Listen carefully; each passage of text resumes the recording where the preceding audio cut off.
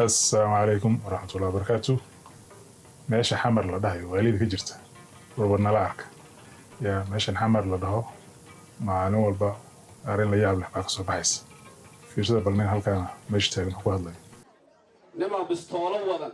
أو قري وذن أو سياسي أهل حل دولة آن هايلن وضد أو كسرنا انترلوك تاي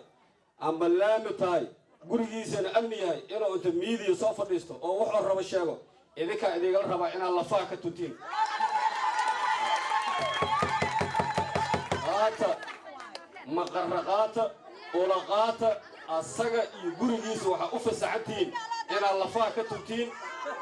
dowladnimadu mucaarad ku yahay ninka halkaas taagnaa oo ka hadlayay waxa weeye waa gudoomiyaha degmada Kaaraan Cadaani baldaha marka waxa weeye halkaas waxa weeye waxa lagu dalnaa nimanka kale oo mucaaradka ah waxaasan sheekh mucaarad ku ah loo dalnay waxa la meeshan mucaarad lagama ogolo baldaha ma maqlaysa igooda iyo guriyahooda waxa xalaalays meesha ya marka nimankii oo Mooriyaanta Xisbaarada digin jiray taa madaxda noqdeen ya dhaqan xumada wali waxa weeye waa ka harlaada marka 4 sano ka hor waxa staan Pamela Xasan Sheekh markuu jidka ka qaylinay wadahay igaaro ديغا لغا كل جرتا يا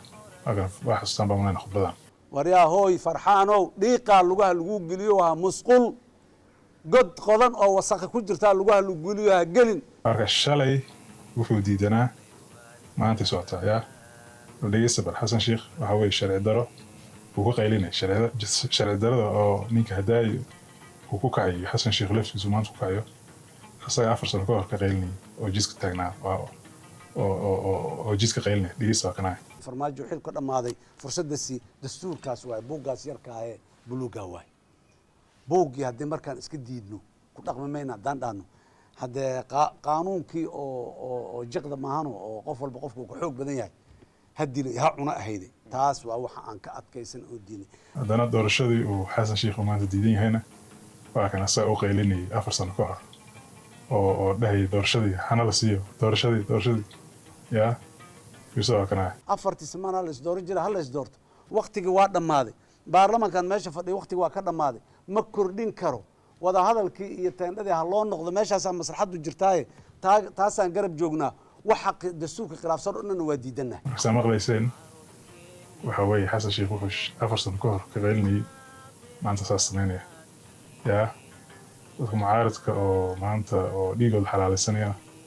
من كان كمده وقال تاعي موجوده يا شريفه بدأ قرن حسا كمده 4 سنه كور oo jiiska taagnaa yaa mucaaradka موجوده maanta waxa way asaga mindida loo soo fiisanaya asaga iyo kale oo xamar joogo marka waa kaasa waa arki doonaa arrintan meesha u dambayso